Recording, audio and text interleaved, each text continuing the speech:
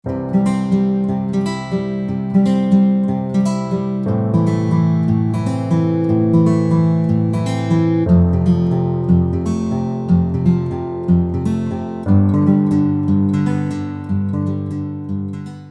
हर किसी competitive exam के syllabus में आपने रेशियो का कंसेप्ट देखा होगा।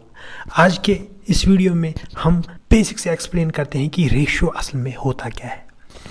देखो दोस्तों, रेशियो एक सिंपल सा मेथड है जिसमें हम दो चीज़ों को आपस में कंपेयर कर सकते हैं, दो क्वांटिटीज़ को आपस में कंपेयर कर सकते हैं। ठीक है, तो बस ये एक कंपेयर करने का हमारे पास तरीका है। लेकिन याद रखना, रेशियो में हम हमेशा कंपैरिजन उन्हीं चीज़ों में करते हैं जिनका यूनिट सेम होगा। यानी अगर दो चीज़ें हैं आपके पास ए और बी, ए अगर आपके पास 2 kg है तो बी आपके पास फॉर एग्जांपल 3 kg है, दोनों का यूनिट क्या है, kg है।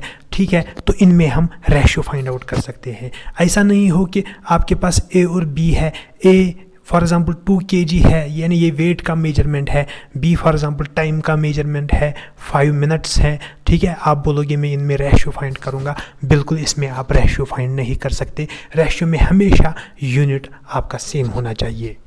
दूसरी बात, रेशियो में ये जो कंपैरिजन मैंने बोला कंपैरिजन करना है, ये कंपैरिजन हम करते हैं यूजिंग डिवीजन। सिंपल डिवाइड करके हम ये कंपैरिजन करते हैं। कैसे, फॉर एग्जांपल फिर से लेते हैं, ए और बी दो बंदे हैं, ए के पास 20 रुपये हैं, बी के पास मान लो 25 रुपये हैं। ठीक है, अगर हमें इनके मनी का कंपैरिजन करना है यूजिंग रेशियो तो हम क्या करेंगे, इनका डिवाइड करेंगे। यानी मैं लिखूँगा A divided by B, A divide by B, तो ये आएगा क्या, 20 डिवाइडेड बाई 25।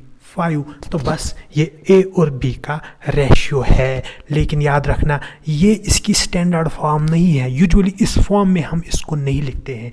हम क्या करते हैं, हम देखते हैं कि इन दोनों में जो ऊपर है 20 और नीचे है 25, कोई कॉमन फैक्टर तो नहीं है, उसको पहले कैंसिल आउट करेंगे। देखो, ये भी 5 से जाएगा यानी इसमें भी कॉमन फैक्टर एक 5 है, 20 में भी और 25 में भी एक कॉमन फैक्टर है 5। ठीक है, उसको पहले कैंसिल आउट करेंगे। कैसे सर, हम लिखेंगे 5 4 ज़ा 20, 5 5 ज़ा 25, तो ये आएगा 4 डिवाइड बाई 5।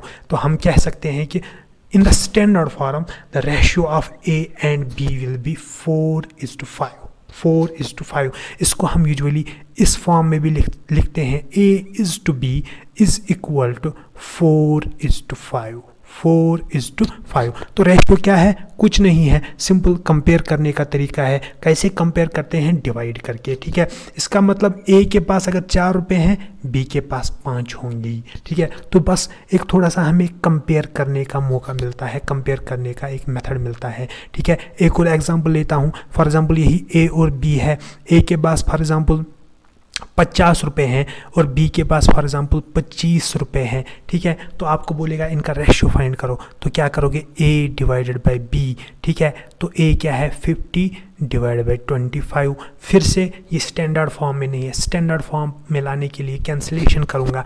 देखो, दोनों में 5 कॉमन है, 5 10 एंड 5 ज़ा 25। अभी भी 5 कॉमन है, तो इसको मैं लिख सकता हूँ 5 2 5 1, तो ये आएगा 2 डिवाइड बाई 1। तो इसको मैं ऐसे लिख सकता हूँ, A:B इज इक्वल टू 2:1। ठीक है, तो ए के पास अगर 2 रुपये हैं, बी के पास 1 ही रुपये है, यानी बी के पास जितने रुपये हैं, ए के पास उनके डबल पैसे होंगे हमेशा। ठीक है, इस केस में आप यहाँ पे भी देख सकते हो। तो रेशियो कुछ नहीं है, कंपेयर करने का तरीका है। और ये कंपैरिजन हम कैसे करते हैं, सर डिवीजन से करते हैं, और कुछ नहीं करते हैं। तो एक चीज़ आपको और याद रखनी है, इनवर्स में अगर आपको कहीं पे भी दिया होगा A:B is equal to for example से 4:7, तो आपको याद रखना असल में ये है क्या, असल में ये है क्या, सर ये है असल में ऐसे A divided by B is equal to 4 divided by 7। असल में ये है, इसी को इस फॉर्म में लिखा जाता है। अगर आपके पास दिया है A:B is equal to 25:13, 25:13, sir ये असल में क्या है, सर ये असल में क्या है, A divide by B is equal to 25 divide by 13। इस चीज़ को हमेशा याद रखना, रेशियो को तभी आप अच्छे से समझ पाओगे। ठीक, अब एक छोटी सी एग्जांपल लेता हूँ, आप इसमें रेशियोज फाइंड करो। रेशियो जब आप फाइंड करोगे तो आपको बहुत ही एक इंपॉर्टेंट चीज़ पता चलेगी। ज़रा रेशियो फाइंड करो, 2 और 3 दो नंबर्स हैं, इनका रेशियो फाइंड करो। सर आएगा 2/3। सर फर्दर कैंसिलेशन हो सकती है? सर नहीं हो सकती। सर तो ये रेशियो आएगा सर 2:3, 2:3। सर एक और नंबर लेते हैं 4 और 6। सर आएगा 4/6। सर और कैंसिलेशन होगी? सर हाँ होगी, 2 ज़ार 2 3 ज़ार, तो ये आएगा 2:3। ठीक है। एक और एग्जांपल है सर 8/12। सर कैंसिलेशन फर्दर मत हो सकती है? बिल्कुल हो सकती है। सर कैसे? 4 से 4 2 ज़ार 8, 4 3 ज़ार 12, तो सर ये भी आएगा 2:3। इसी तरह 16 और 24 का रेशियो भी आएगा 2:3, 20 और 30 का भी रेशियो आएगा 2:3, और 40 और 60 का भी रेशियो आएगा 2:3। तो यहाँ पे आपने एक बहुत ही अहम चीज़ देखी। देखो दो नंबर है मेरे पास 2 और 3। सबसे पहले मेरे पास दो नंबर है 2 और 3, तो उनका रेशियो क्या आया? 2:3। ठीक है सर, कोई बात नहीं। लेकिन दो नंबर है मेरे पास 4 और 6, उनका भी रेशियो आया 2:3। दो नंबर है 8 और 12, उनका भी रेशियो आया 2:3। इसी तरह 16 24 का रेशियो भी 2:3, 20 30 का भी 2:3, और 40 60 का भी रेशियो आया कितना? 2:3। तो आपको एक अहम चीज़ पता चली। अगर आपके पास ऐसे दिया है A:B यानी A और B का रेशियो कितना है? 2:3, तो आप लिखोगे A/B इज इक्वल टू 2/3। तो आपसे मैं अगर एक क्वेश्चन पूछूंगा, क्या इसका मतलब है कि A 2 के बराबर होगा और B 3 के बराबर होगा? क्या आप ये कह सकते हो? A डेफिनेटली 100% A तो 2 के बराबर ही होगा और B 3 के बराबर होगा। क्या विद 100% श्योरिटी इस चीज़ को आप बोल सकते हो? सर नहीं बोल सकते। क्यों नहीं बोल सकते? देखो A और B का रेशियो 2:3 है, तो A और B 2 और 3 हो सकते हैं, बिल्कुल हो सकते हैं। लेकिन A और B 4 और 6 भी हो सकते हैं। यहाँ पे A और B 8 और 12 भी हो सकते हैं, 16 24, इसी तरह 20 30 और 40 60 भी हो सकते हैं। तो एक चीज़ का हमेशा आपको याद रखना है, अगर A/B और A/B आपके पास 2:3 दिया है, तो इसका मतलब हरगिज़ भी नहीं है कि A 2 के बराबर होगा और B 3 के बराबर होगा। कभी नहीं होगा। हो भी सकता है, लेकिन डेफिनेटली आप ये चीज़ नहीं कह सकते हो। तो सर हम क्या बोले? A किसके बराबर होगा? B किसके बराबर होगा? चलो इसी चीज़ को इन्हीं नंबर्स को थोड़ा डीपली हम देख लेते हैं। देखो ये 2 और 3 है। 2 और 3 पहले दो नंबर्स थे मेरे पास। इनको मैं ऐसे लिख सकता हूँ 2 × 1 एंड 3 × 1। ठीक। इसी तरह मेरे पास है नंबर्स 4 और 6। इनको मैं लिख सकता हूँ 2 × 2 एंड 3 × 2। इसी तरह 8 और 12, इसको मैं लिख सकता हूँ 2 × 4 एंड 3 × 4। इसी तरह नीचे दिए गए नंबर्स को मैं जल्दी इसी फॉर्म में लिख लेता हूँ। तो इस चीज़ को अगर आप नोटिस करेंगे, यहाँ पे अगर मेरे पास दो नंबर्स हैं A और B, ठीक है, इनका रेशियो है कितना? 2/3 और 2:3। तो मैंने अभी क्या बोला? A 2 के बराबर हो, B 3 के बराबर हो, ये ज़रूरी नहीं है। लेकिन अगर मैं इन चीज़ों को और नोटिस करूं, देखो ये मेरा पहला नंबर है A, 2 4 8 16 20 40, ये पहला नंबर है। दूसरा नंबर है B 3 6 12 24 30 एंड 60। अगर आप पहले नंबर को देखो, हमेशा हर केस में इसमें एक फैक्टर 2 है। 2 यहाँ पे भी। ये पहला नंबर हमेशा 2 को कुछ मल्टीप्लाई करके बनता है। यहाँ पे 2 को 1 मल्टीप्लाई करके, यहाँ पे 2 को 2 मल्टीप्लाई करके, 2 को 4 मल्टीप्लाई करके। यानी ये जो पहला नंबर है A, ये 2 होगा डेफिनेटली, ऐसा ज़रूरी नहीं है, लेकिन ये ज़रूरी है कि ये A 2 का मल्टीपल होना चाहिए। That is this A must be multiple of 2। Similarly अगर आप दूसरे नंबर B को देखो, हर जगह देखो, यहाँ पे भी हर जगह इस नंबर में 3 एक फैक्टर है। यानी यहाँ पे भी ये 3 का मल्टीपल, यहाँ पे भी हर जगह ये 3 को कुछ मल्टीप्लाई करके बनता है। तो मैं बोल सकता हूँ B हमेशा 3 का मल्टीपल होगा, मल्टीपल ऑफ 3।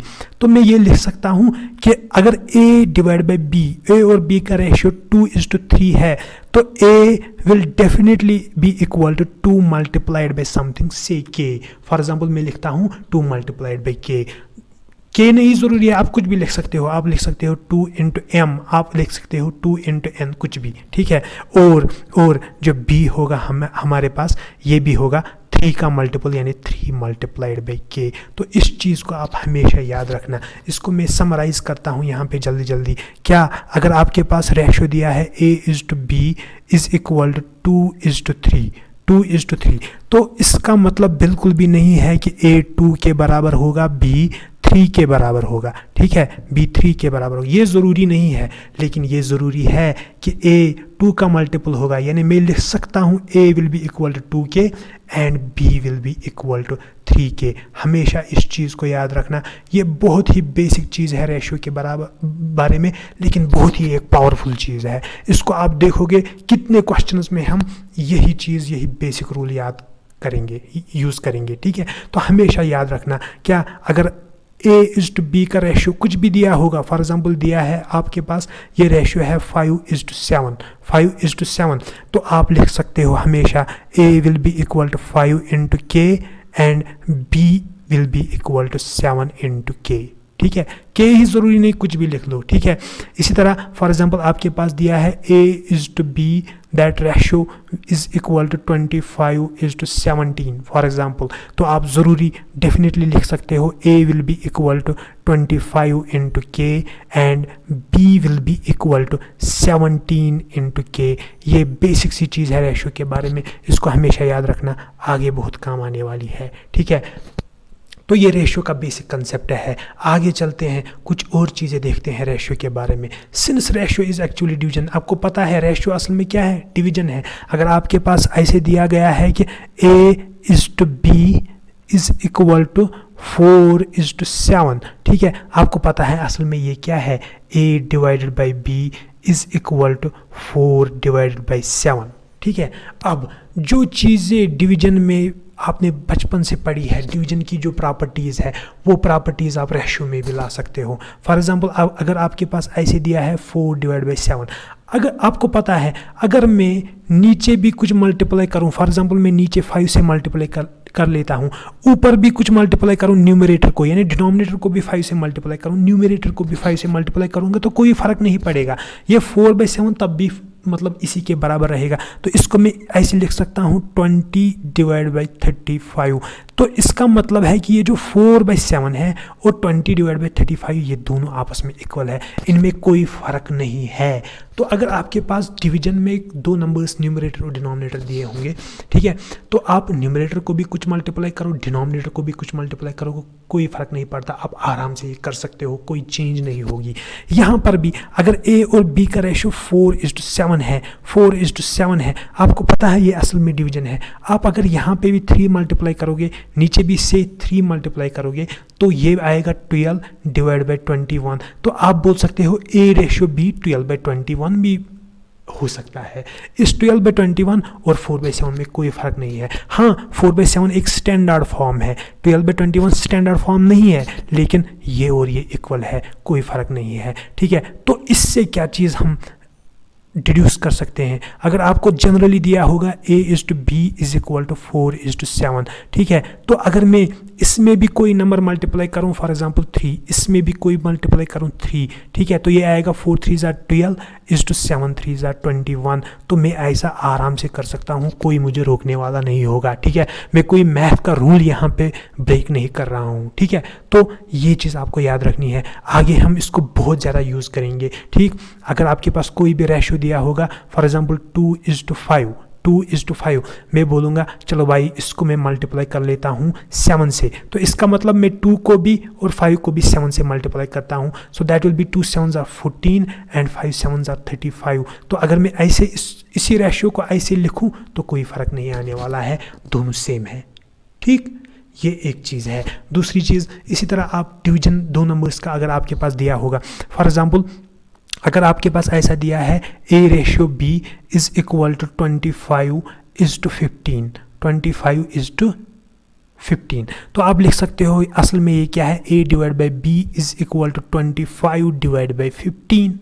अगर ये 25/15 है, आपको पता है इसमें कैंसिलेशन आप कर लेते हो कैसे, जैसे अभी मैंने बोला 5 5 ज़ार 25, 5 3 ज़ार 15, तो इसको मैं 5/3 भी लिख सकते हूँ। तो अगर मैं 25/15 और 5/3 लिखूँ कोई फ़र्क नहीं पड़ने वाला है, यानी मैं न्यूमरेटर और डिनोमिनेटर में कैंसिलेशन कर सकता हूँ। तो अगर आपके पास ऐसे रेशो दिया है 25:15, तो आगे क्या होगा, मैं इसको डायरेक्ट यहीं पे कैंसिलेशन करूँगा, आपको कंफ्यूज नहीं होना है। यानी मैं ऐसे कर सकता हूँ 5 5 ज़ार 25, 5 3 ज़ार 15, तो ये क्या होगा 5:3।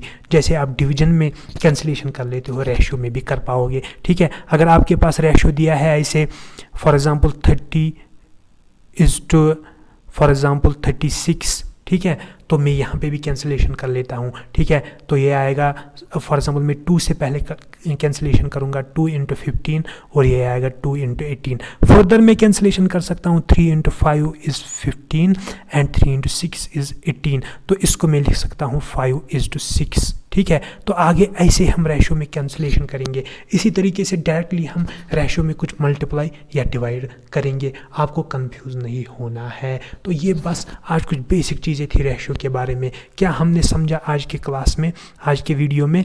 ठीक है, अगर आपके पास रेशो दिया है A:B, ये रेशो है बराबर फॉर एग्जांपल 4:7 के, 4:7 के, तो ये असल में क्या है, असल में सर ये ऐसे है A/B = 4/7।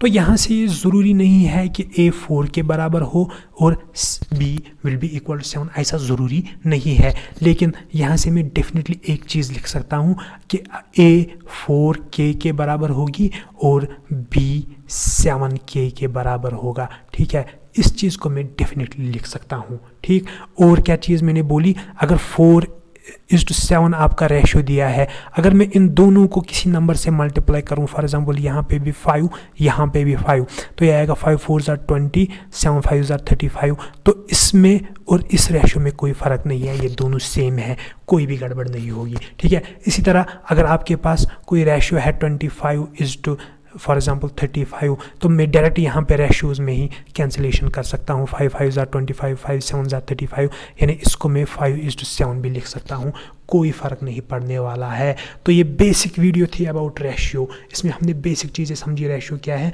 अगले वीडियो में चलते हैं, उसमें हम टाइप 1 क्वेश्चन करते हैं और देखते हैं जो बहुत बार कॉम्पिटिटिव एग्जाम्स में पूछा जाता है, उसको सॉल्व कैसे करना है। Thank you.